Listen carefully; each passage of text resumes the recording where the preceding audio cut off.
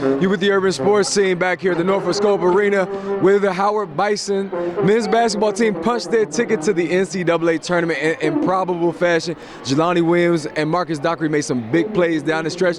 They overtake the two-time defending champions Norfolk State by 1 point. Wole, they're going to the tournament. Yes. What were your thoughts on the game? I thought it was a great and exciting game. I think Norfolk started off fast on a 7-0 run. They started off the game 7-1, leading 7-1. I think the second unit for the Howard Bison kept them afloat, got them the lead, obviously led by Jelani Williams, who had 20 points, and actually the game-winning free throws to win the game for the Bison. But I think this game was highly played, well-played game. I think Howard showed their depth and able to have that rotation and keeping folks like Joe Bryant Jr., the MEAC Player of the Year, tired and having to work because you got to see different bodies every time.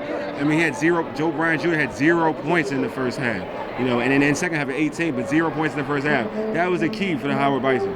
Coach Blakeney said something interesting in his post-game presser. I can't give you the exact quote, but it was something to the effect of, it was our team versus basically two guys. That's what he felt about Norfolk. If we can stop Bankston and Bryant, we got a chance.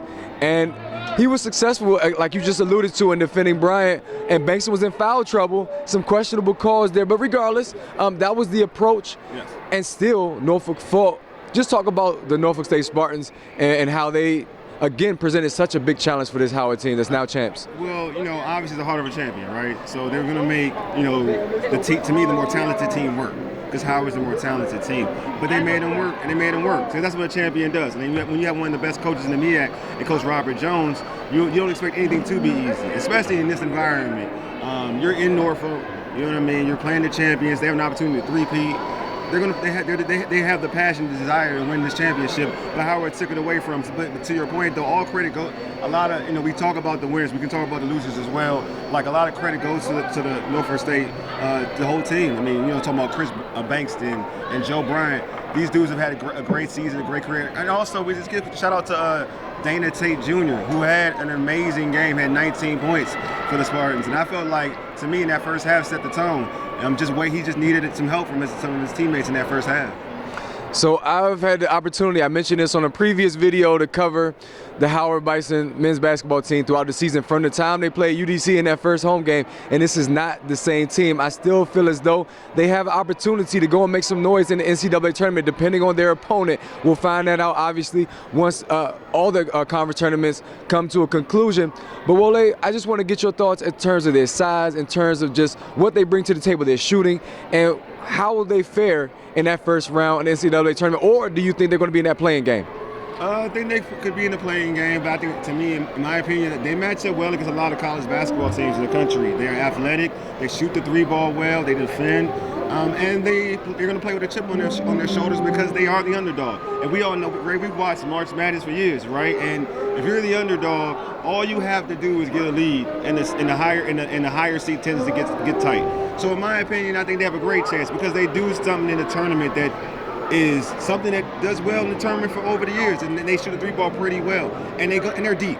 To me, that's one of the most important things. They're deep, and they've been tested in terms of pressure. That's the key thing. In this environment, you're going against a team that is going for a three-peat. Mm-hmm. You didn't fold. You were down early. You looked like you started slow, but you were able to go over that and to win this basketball game. They're tested to me. So there's nothing that they're going to see in next week that's going to have them shook. To me, it's all about whoever they play. They start fast. Once they start fast, they're just playing basketball. I think they're fine. Again, they are 10 deep. So the first unit isn't doing it.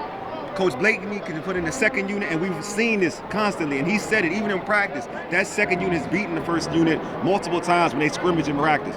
So this second unit can definitely hold the fort if that first unit is struggling in the postseason. But I have all belief that Howard will be a tough out for any team they play in the first round.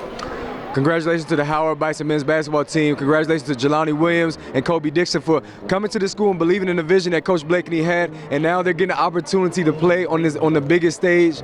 Go ahead. Did you want to add something? Shout out to Shai Odom. He's freshman, of course. Freshman, also the tournament. Shai Odom's got some years ahead of him, but of course, tournament MVP. Check out our website, blogspot.urbansportsing.com. I've written some some articles about Shai Odom. Yeah. Amazing player. I think he was the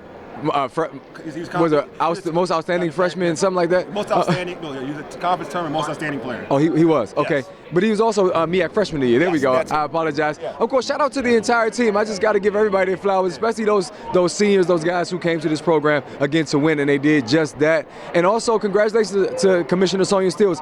A great event for these 4 days that we were here. The MEAC tournament, the MEAC conference should be proud. The MEAC conference is not going anywhere, people. Yes. And of course, thank you all for joining us. Thank you all for clicking and liking, and continue to support the urban sports scene. All we do, again, check out our social media platforms. Just search Urban Sports Scene and look out for more content. We got so much more coming in the days to come, including an interview with Commissioner Sonia Stills. We look forward to that. That's already in the works. So we look forward to just bringing you not just MEAC content, but HBCU content in general.